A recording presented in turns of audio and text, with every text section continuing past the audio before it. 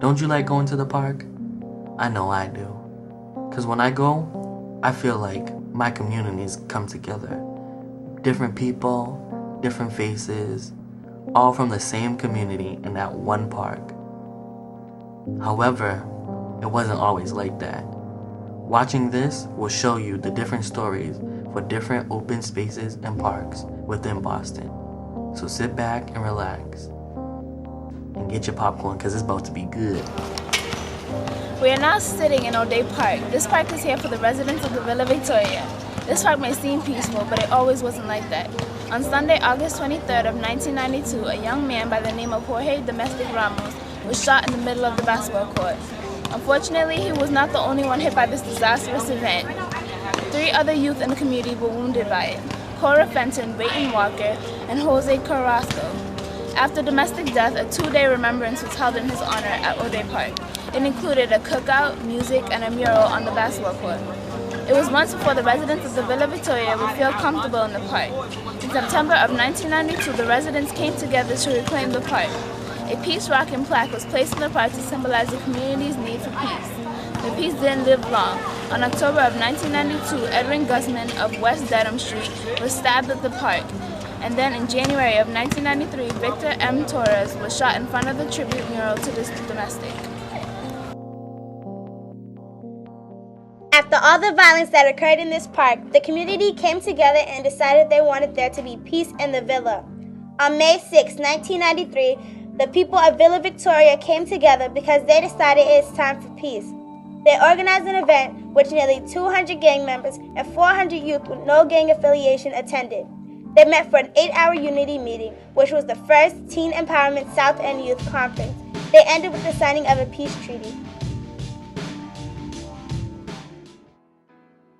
Today in Boston, peace is still an issue. The residents of the community remind us never to forget those who made a difference and those who continue to work for peace. The wall that had a picture of Domestic was taken down in 2004 with the renovation of the park. There was an original plan for 2 30-foot drums to stand at the entrance of the park. The city did not like this idea, so instead they added a new playground which included a rubberized surface so that kids won't hurt themselves. They also designed the park so that parents could stand at the entrance and see all the areas of the park where their children are playing.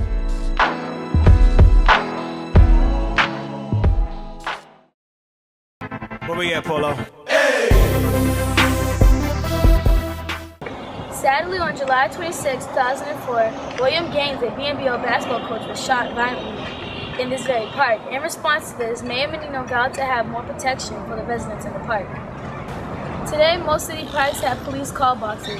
Menino felt that if he added police protection in the parks, that people would feel safe, not only at Ramsey Park, but at all Boston City parks, just like this one at Jim Rice Field. Who's Jim Rice?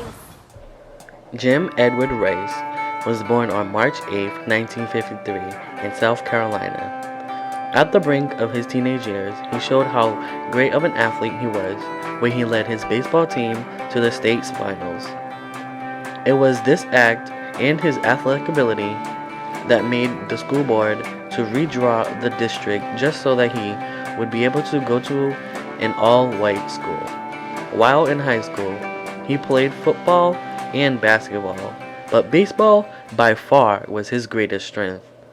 At the age of 18, he was drafted by the Red Sox, and by 1975, he finally began his career on the team.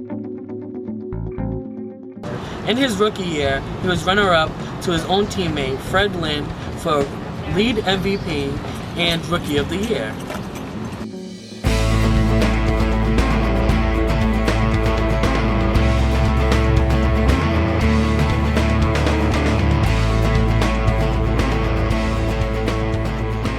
In 1978, he was labeled as MVP with a total bases of 406.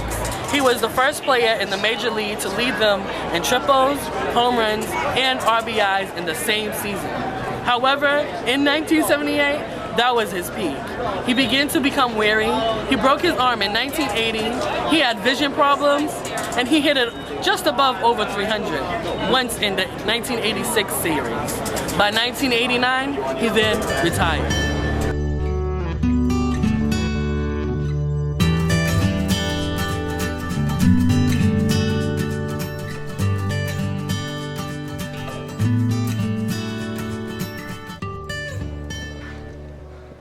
Although Rice was the hit of the time, he is often remembered for his righteous actions during a game in August of '82. It was a little boy's dream that had become a parent's worst nightmare. 4-year-old Jonathan Keene was at a game eagerly watching his favorite baseball player, David Stapleton, when a line drove off his bat, went foul, and into the stand to the right. When BAM! He was knocked out. Rice responded on his toes. He leapt out the dugout, past Stapleton, and into the stands. He carried the boy across the field to get him in the trainer's room of the clubhouse. Immediately after his exam, he was in the ambulance on his way to Children's Hospital, where he was listed in good conditions. This all happened in a matter of seconds. The baseball field that lies on the intersection of Washington and Ball Street is called Jim Rice Field. Jim Rice Field is at Ramsey Park. Ramsey Park is named in honor of David L. Ramsey of Tuskegee Airmen. The Tuskegee Airmen were black men from all over the United States. It was a school in the United States Air Force for all black flyers. They were dedicated and determined young men who enlisted to become America's first military airmen. This was during a time when many people thought black men lacked intelligence, skill, courage, and patriotism. Sadly, in 1970, Mr. Ramsey died in a plane crash in Vietnam. I see you, Ryan. Yo, kid, you was right. But we just getting started. Yeah, man. You say you're searching for somebody